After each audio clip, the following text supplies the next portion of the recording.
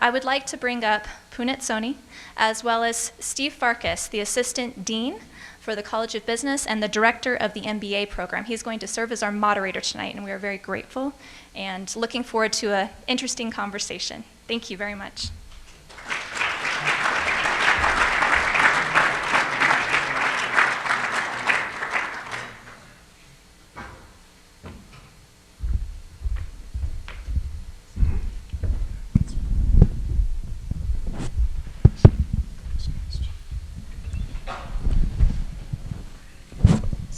If it's a fireside chat, then we better get cozy. As long as the fire doesn't burn us. First of all, I just want to thank you, Punit, for your time here on campus. Punit has had a full itinerary from the time that he arrived yesterday, and I was amazed when I looked at the itinerary, and then when we met, fully engaged and ready for the next adventure. And today I can speak specifically to some time we spent with our MBAs, and we had originally scheduled about an hour, but that turned into about an hour and a half, I believe, and Punit was peppered with lots of questions about his experience and starting businesses, and we also talked a lot about what it means to conduct business in multicultural areas and what that landscape looks like, which Punit and I spent some time talking about this morning when we talked about what schools are affording our students here in the United States versus your experience with schools in India.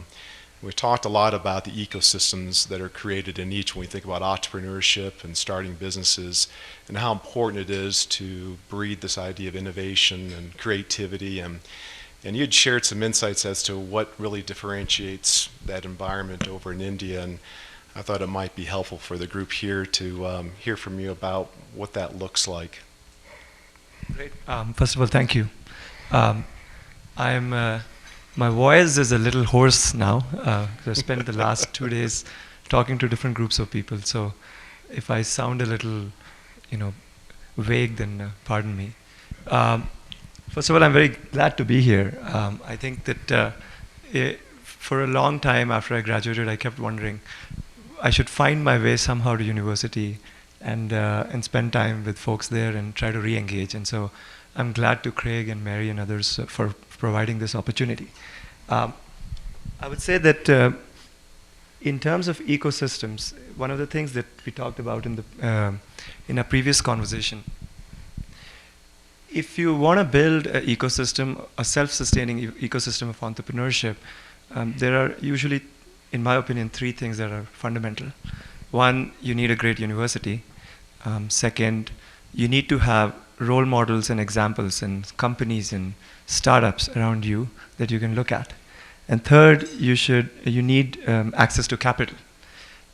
If you look at some of the great ecosystems, whether it's technology or financial or others, medical and health and others, you will notice that this is a common trajectory, that these are the common ingredients that most of them have.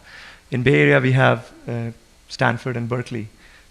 We have access to companies like HP and others earlier, and Google and Yahoo and others now, and then Airbnb and Uber, that are coming up. And we have had access to a lot of billions of dollars of funding, venture capital funding. I think not every place is automatically going to have all of those things. But it's important to think in terms of that framework as you try to figure out how to become a sustainable ecosystem that can grow and become bigger and more accomplished over time. And so, many places have 2 out of 3, some places have 1. When I was in India, in Bangalore for a couple of years, I felt that they had tremendous companies that had come through, and they had incredibly interesting amount of money that was coming in because of private equity and venture capital that was pouring into India. Bangalore specifically lacked perhaps a world-class technology school, which I thought was important if you want to go into a tech ecosystem. But the rest of India kind of more than make up for it with all the IITs and stuff like that. And so I would say that we need to think in that terms. If you look at Laramie, we have an incredible school. And I genuinely believe this. I think Mark said this before me. The students in this university can stand head to head against anybody in the world. We have the ability. The faculty has given us that kind of teachings and education, and the school has given us those kind of facilities that these things can happen. We have that ability and passion for that. What we need perhaps is to build a little bit of an ecosystem of role models and examples of good companies and big companies that start offices here and grow. And I think you will start triggering that wonderful little virtuous cycle of success. And so anyway, that's kind of my opinion on what we can do here to move forward. You beat me to the punch. I was going to ask you, so how do we accomplish that here? And you're one step ahead of me. So I think, sorry to interrupt you, but I think that when we were talking to your students, there are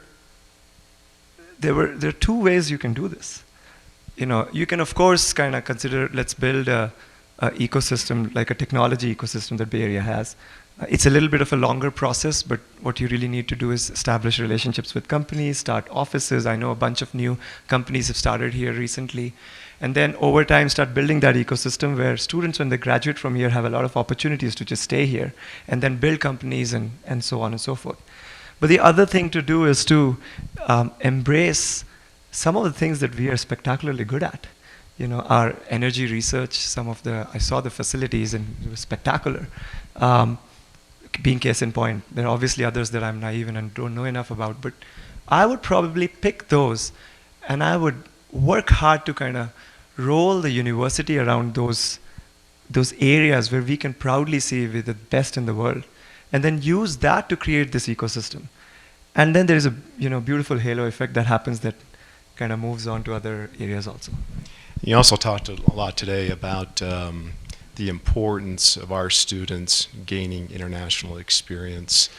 If you could just share with the group here in terms of why you think that's important and what that translates to in terms of how you look at businesses and just general opportunities.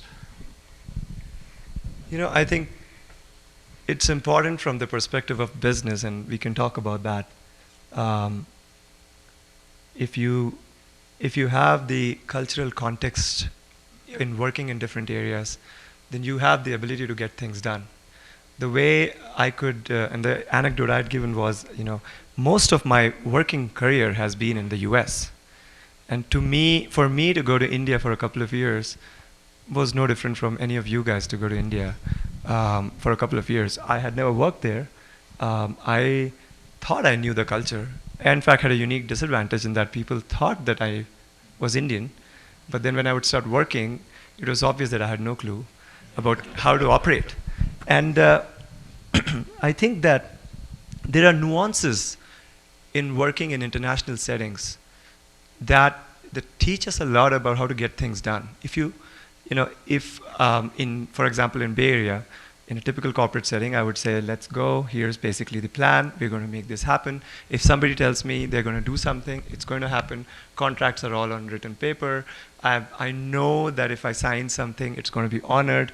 There are discussions usually happen in corporate settings, et cetera, et cetera, et cetera. You go to a country like India, most of the important, interesting discussions happen over chai. You're basically out taking long walks with people, discussing things. It's never one meeting. There's usually 5 or 6 meetings. If you don't really do those, then people think you're disrespecting them. Yes doesn't mean yes. No doesn't mean no. You have to spend a lot of time trying to understand how the country works. And this doesn't mean the country is worse or better than what we have here. It just means it's different.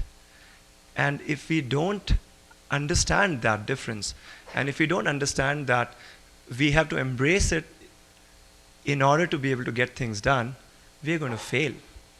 And so internationalization in the business context is, it's straightforward. Our job, if in corporate settings, whether it's nonprofits, whether it is the government, whether it is other, is to get things done. And we have to be thoughtful and mindful of the cultures and the ways in which things get done in other places, just to be more successful. Now, there is other nuances to this. I think that the world would just be a much better place if we could just get everybody to hang out with each other a lot more, And we, of course, I think there was a gentleman, the first person who came in and gave the speech, he talked about some of the things he's seen. It was very touching and very eloquent. We obviously know many of the things that are happening in the country.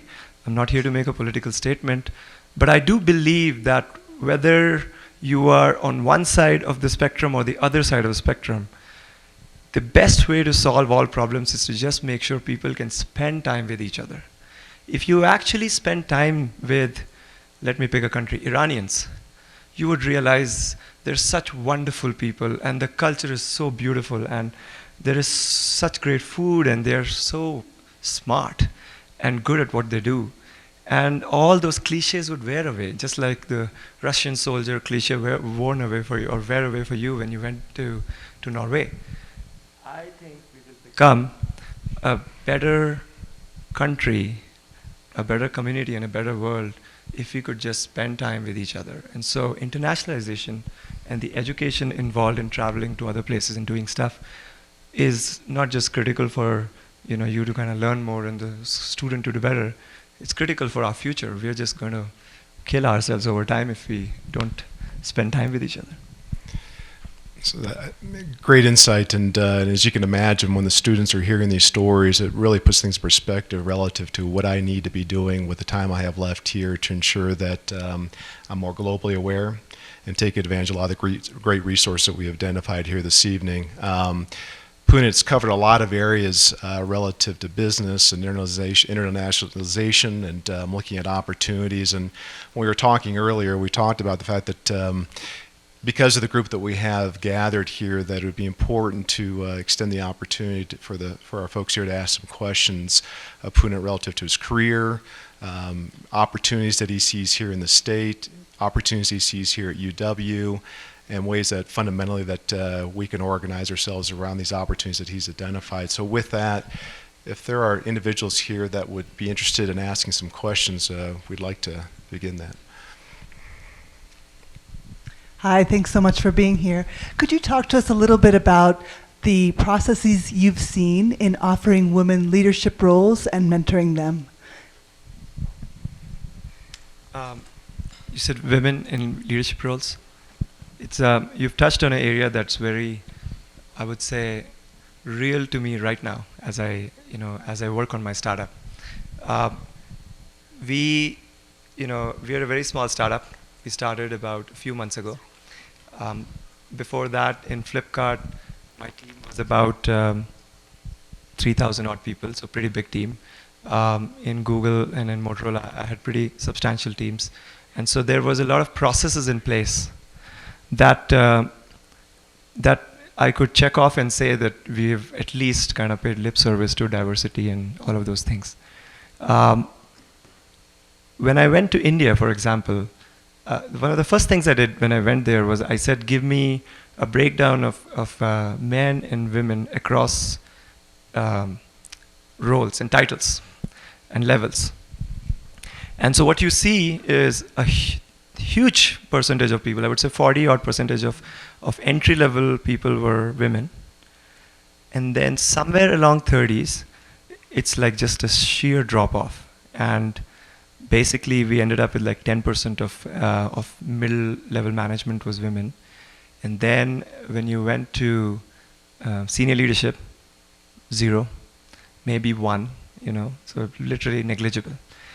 And if I compare that to some of the best Bay Area companies, the numbers in India were better.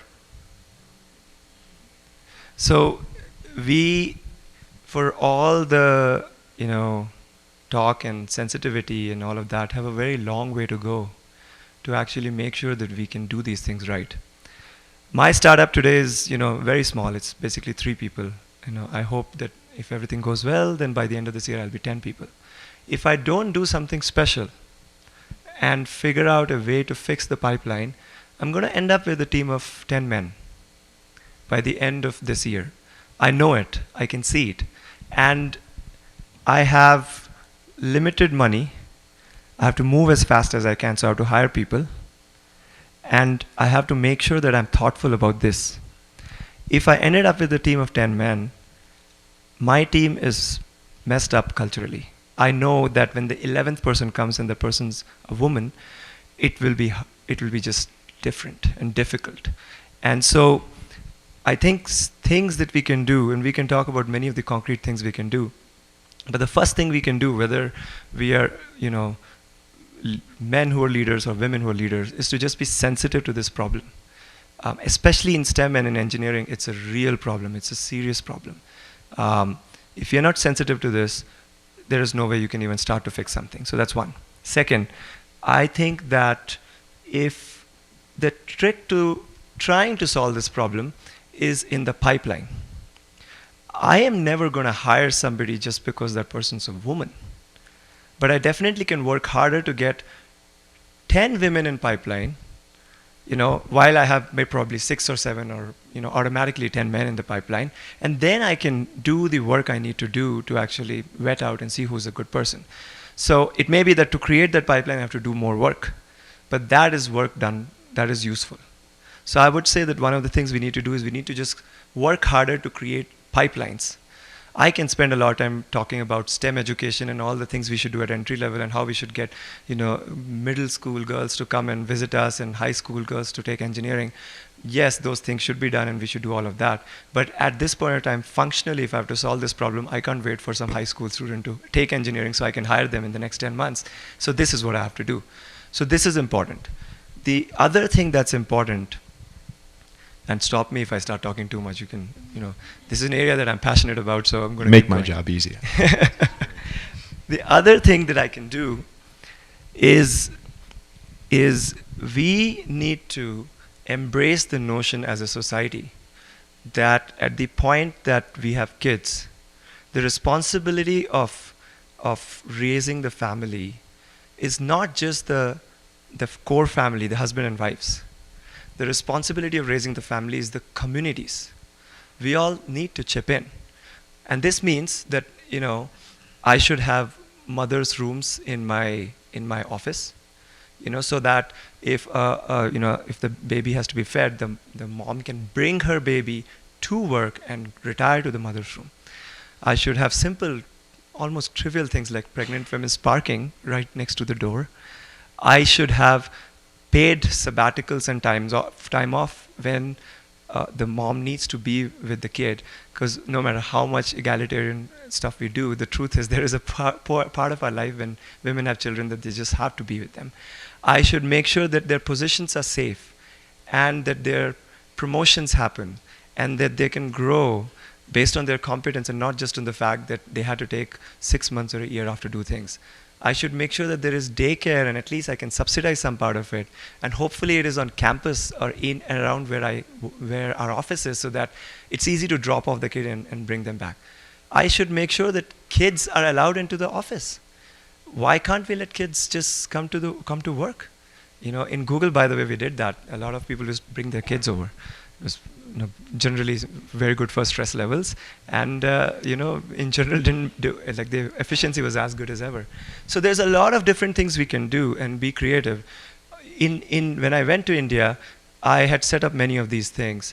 In about 6 months of being there, we created we gave 6 months off maternity leave, paid, and then we gave 1 year up to 1 year unpaid. And we gave about 3 years, you can take time off, we will obviously not pay you, but your job is safe, you can come back. It was adopted in about 6 months by the government of India as one of the things that we should actually do. So there are things we can do to fix this. I just think we need to pay more attention because otherwise we're just losing 50% of our workforce to things that have to be done. If I may say, and the other thing, if I recall today when you were talking about, because that topic came up today and speaking with the students, is that as you think about your team and you think about the product that you're trying to create, that having a women's perspective as part of your leadership team was critical to the execution of your business strategy. Can you talk a little bit about? You're very right. Actually, there's even more so a selfish motive. I can't build a product if it's built by just men. It has to have the perspective of 50% of the population wedded into it.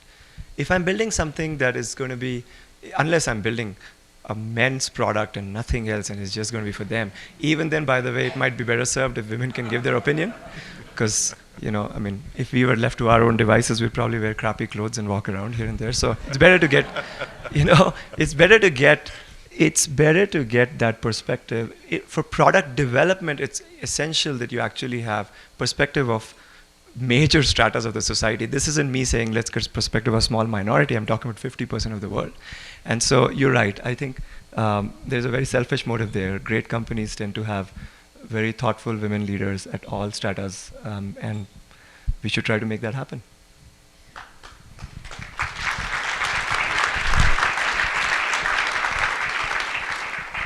Were you set up? Because that question triggered, for the next 15 minutes I could keep going. I have another question over here for you, Punit.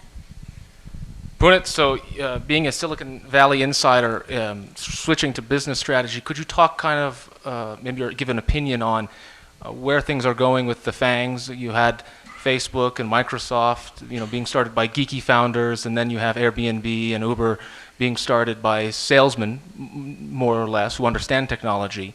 And where is this going now in the realm of artificial intelligence? And is everybody going to buy AI software to remain as large as they are, be it the Googles and other firms, or are they going to, kind of what their strategy is going to be within the realm of AI and as that comes down?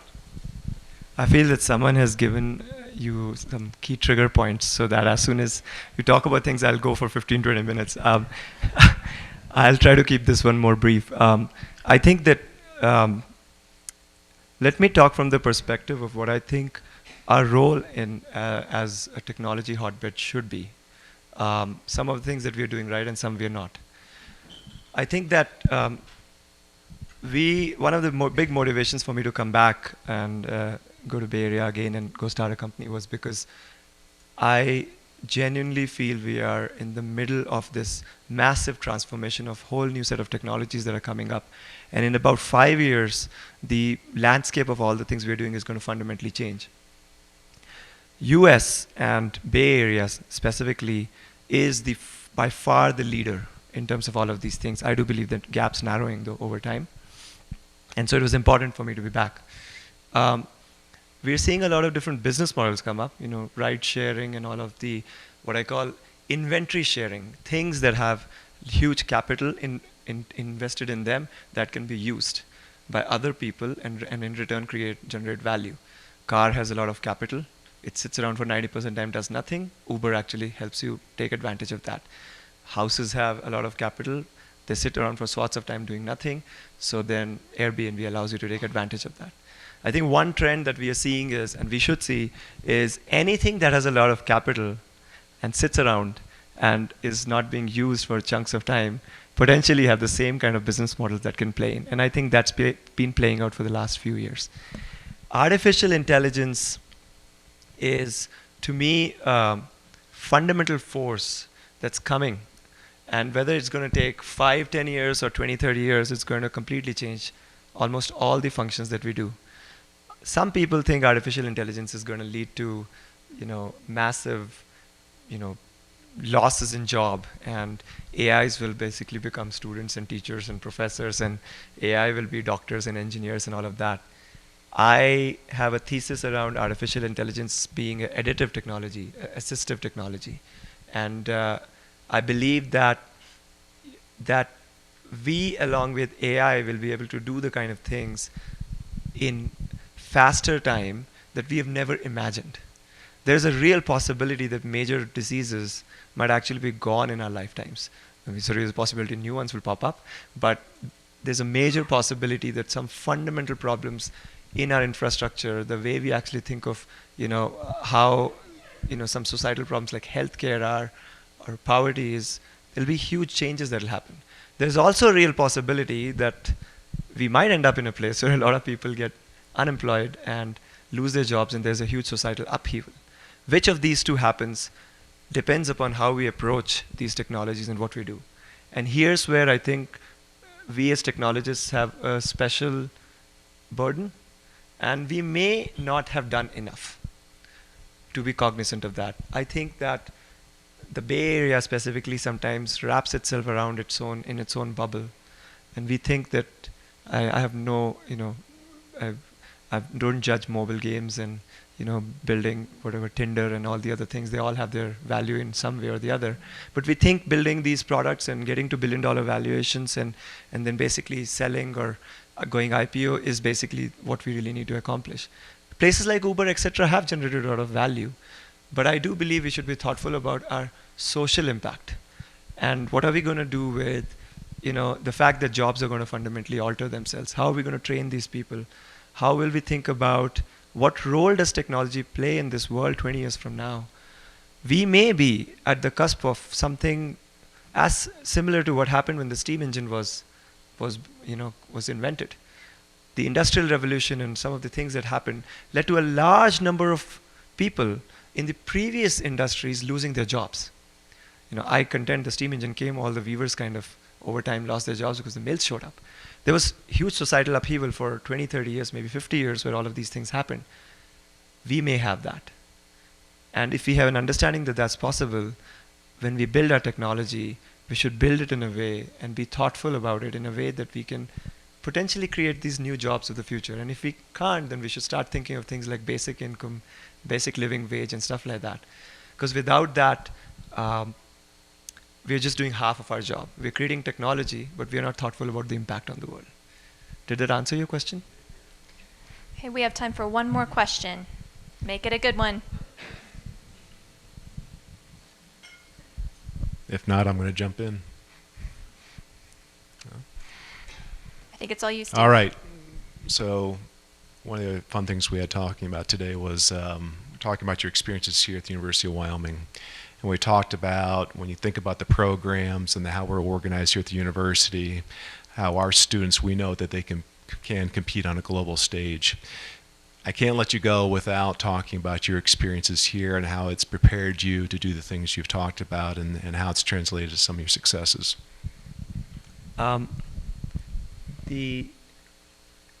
I came to the university because of an email exchange I had with a professor in the electrical engineering department, Dr. Wilamowski, about a product or a research area that he was working on that matched some of the research I was doing in my senior year. And I had, at that point of time, of course, I had other motivations and reasons to kind of think about this. I talked about it at the board meeting today morning also. I wanted to be in a place where I grew up in Bombay, in India, a city of 17 million people. I wanted to be in a place which had less people. I did very well, by the way, on that account.